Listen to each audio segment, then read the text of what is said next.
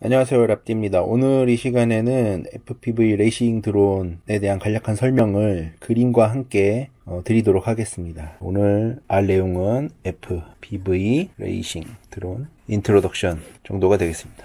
저는 랍디입니다. 자, 오늘은 19년 2월 9일입니다.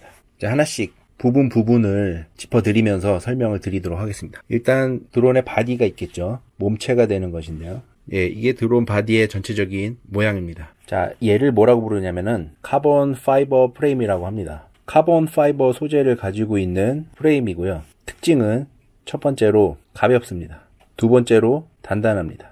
잘 깨지거나 부러지지 않기 때문에, 그리고 가볍기 때문에 이 소재를 이용해서 레이싱 드론의 몸체를 삼게 됩니다. 4개의 팔의 끝부분에는 모터가 하나씩 달리는데요. 이렇게 동그란 모양이겠죠. 회전축이 있을 것이고 모터. 얘는 특별히 브러쉬리스 모터를 사용하게 됩니다. 브러쉬리스 모터가 뭐냐면은 브러쉬가 없는 모터란 뜻이에요. 보통 직류 모터 같은 경우에는 안에 회전축에 브러쉬가 닿아 있기 때문에 고속으로 회전을 할 경우에 열이 많이 발생을 하게 됩니다. 열이 많이 발생하게 되면 모터의 몸체를 감싸고 있는 그 자석의 자성을 잃어버리기 때문에 모터의 출력이 확 떨어지게 되죠. 모터가 손상되고요. 그래서 그 브러쉬리스 모터를 써서 브러쉬가 없는 모터를 써야만 고속으로 회전을 하면서 출력을 높일 수가 있습니다. 자, 나머지 모터도 그려보고요. 자, 이렇게 되는군요. 가운데 프레임의 몸체에는 플라이 컨트롤러를 장착하게 됩니다. 네 귀퉁이에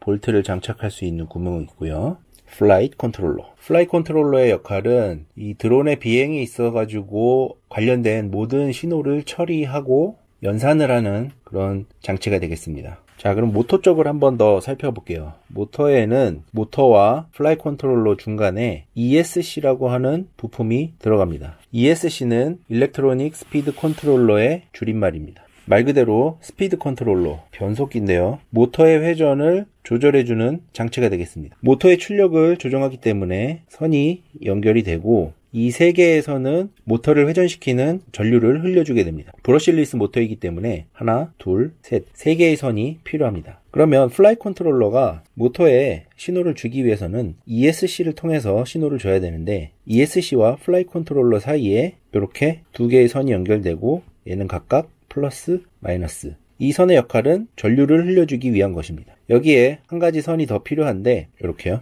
이 선은 뭐라고 하냐면 시그널 와이어라고 합니다. 다시 설명드리면 두 개의 선은 모터를 돌리기 위한 전류를 흘려주게 되고 이 시그널 와이어는 모터를 얼마만큼 빨리 돌려야 되는지 그거를 ESC에 알려주는 역할을 하게 되는 거죠. 자, 나머지도 이 4개의 ESC도 다 그려보도록 하겠습니다. 자, 이렇게 다 연결이 됐죠. 자, 드론 몸체에 ESC 4개가 있고 모터 4개가 있어서 전체적인 동력계는 완성이 된 것입니다. 아까 말씀드렸듯이 FPV라고 했는데 FPV의 뜻은 First Person View라는 뜻입니다. 1인칭 시점이다 이런 뜻인데 왜 1인칭 시점이냐? 지상에 있는 조종자가 드론을 고개를 쳐들어서 보면서 조정을 하는 게 아니라 드론 앞쪽에 있는 카메라를 통해서 카메라가 보는, 즉 드론이 보는 그 시야를 FPV 고글을 통해서 보면서 조정을 하게 되는 것이죠. 이렇게 FPV 카메라가 달려 있어야 되는데 플라이 컨트롤러랑 연결하는 경우도 있고 아니면은 직접 비디오 트랜스미터라고 하는 곳에 연결되기도 합니다. 제 기준은 이 플라이 컨트롤러가 올인원 플라이 컨트롤러, 그러니까 전원 분배판의 역할도 하면서 비디오 시그널도 따로 이제 전달을 할 수 있는 그런 모델에 대해서 설명을 드리는 거기 때문에 비디오 시그널이 플라이 컨트롤러로 이어집니다. 그 다음에 이 카메라를 구동하기 위한 전기가 필요하겠죠. 그라운드 선과 플러스 전압 선을 연결해 줘야 됩니다. 그러면 플라이 컨트롤러를 통해 가지고 이 비디오 시그널, 즉 이 영상이 어디론가 전달이 돼야 될 텐데 그것이 바로 여기에서 설명드리는 VTX라고 불리는 것이 있습니다. VTX는 비디오 트랜스미터라는 뜻입니다. 얘의 역할은 카메라의 신호를 받아서 무선으로 송출을 해주는 역할을 합니다. 어디에 송출을 한다? FPV 고글에 송출을 해줍니다. 즉 무선 신호를 송출하기 위해서는 안테나가 달려 있어야 되겠죠. 보통 클로버 형태의 안테나를 쓰기 때문에 이렇게 그려줍니다.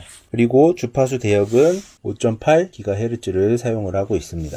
FC에서 VTX로 영상 신호를 전달해주는 비디오 라인이 있을 테고, VTX 역시도 전기가 필요하기 때문에 그라운드 단자와 플러스 단자를 넣어줍니다. 자, 근데 이 드론을 조정을 할 수가 있어야 되겠죠. 조정을 하기 위해서는 이 드론이 지상에 있는 조종자의 RC 조종기에서 나오는 조종 신호를 무선으로 받아야 됩니다. 즉, 하나의 부품이 더 들어가는데 그것이 RC 리시버가 되겠습니다. RC 리시버는 무선으로 조종 신호를 받아야 되기 때문에 이것 역시 안테나가 달려 있습니다. 주파수 대역은 2.4GHz를 사용을 하게 되고요. 다이버시티라고 해가지고 보통은 안테나가 두 개가 달려 있어요. 얘가 안테나 1, 얘는 안테나 2가 되겠습니다. 이 다이버시티 안테나의 역할은 얘가 신호가 좋으면은 이 안테나에서 받은 신호를 사용을 하고, 얘가 수신율이 떨어질 때는 얘를 선택적으로 왔다 갔다 하면서 사용을 하게 되는 그런 시스템을 다이버시티 시스템이라고 합니다. 즉, 조종 신호를 받아서 플라이 컨트롤러에 전달을 해줘야 되겠죠. 시그널 라인이 있고, RC 리시버 역시 전기가 필요하니까 그라운드 단자와 플러스 단자를 연결을 해줘야 됩니다. 자, 이런 부속품들이 이제 다 연결이 됐는데, 이 전체 부품을 작동시키기 위한 전체 전원이 필요하겠죠. 이 전원은 플라이 컨트롤러에 바로 연결이 되는 리포 배터리, 리튬 폴리머 배터리를 사용을 하면 됩니다. 아까 설명을 빠뜨린 게 있는데, 이 FPV 카메라 같은 경우에는 보다 넓은 시야를 가지는 것이 초보자가 조종을 하기에 편합니다. 그래서 보통은 초보자는 이 시야각이 130도 이상이 되는 녀석을 쓰시고요. 보통 와이드 앵글 FPV 카메라를 구매를 하시면 되겠습니다. 자, 이제 드론에 달리게 될 부품들은 한번 다 짚어본 것 같고, 그 다음에는 지상에 있는 좀 조종자에 대해서 얘기를 해보죠. 다이버시티 안테나가 RC 리시버에서 RC 리시버에 이제 지상의 조종 신호를 전달해줘야 되는데, 그것이 무선으로 신호를 주는 RC 조종기가 있어야 되겠죠. RC 조종기를 그려보겠습니다.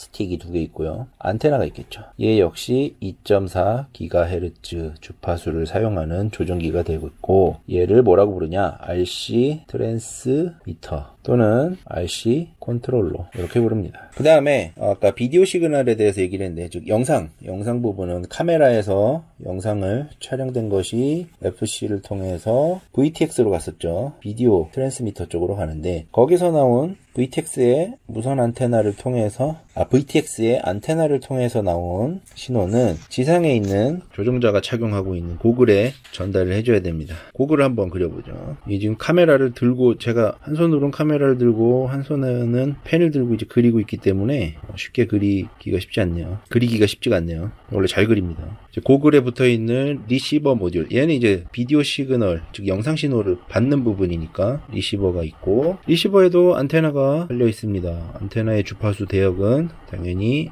5.8GHz. 이제 머리에 착용하는 헤어밴드, 들고 볼 수는 없잖아요. 이렇게 밴드를 통해서 머리에 뒤집어 쓰고, 얘가 이제 FPV 고글이 되겠습니다. 자, 이렇게 해서 전체적인 간략한 소개를 드렸는데요. 대략 이제 어떻게 작동을 하고 어떤 부품들이 들어가고 뭐 어떤 게 필요하다, 이 정도만 간단하게 아시면 될 것 같습니다. 다음 영상들에서는 조금 더 자세하게 설명을 드릴 텐데요. 전체적인 구성은 이렇게 된다, 뭐 이런 것들이 다 갖춰줘야 될 것이고, 실제로 또 조립을 해보시는 게 이 취미를 좀 즐기기에 어려움이 없습니다. 왜냐면은 이 레이싱 드론이라고 하는 것이 여러 가지 이제 좀 고속으로 날리는 데다가 이제 나뭇가지에 부딪히거나 걸리거나 땅바닥에 추락해서 이제 부서지는 경우가 많기 때문에 본인이 한번 직접 고쳐봐야 돼요. 그래서 본인이 고칠 줄을 모르면은 취미를 유지할 수가 없습니다. 고장나서 뭐 수리를 누가 해주든 뭐 샵에 맡겨서 하든 올 때까지 또 못 날리는 거잖아요. 바로바로 고쳐서 날릴 수 있으려면은 조립도 할 줄 알고 수리도 할 줄 알고 그렇게 하셔야 됩니다. 이렇게 A4지 한 장을 가지고 레이싱 드론의 구성 요소랑 구성 요소, 개요도라고 하나요? 간단하게 알아보는 시간을 가졌습니다. 감사합니다.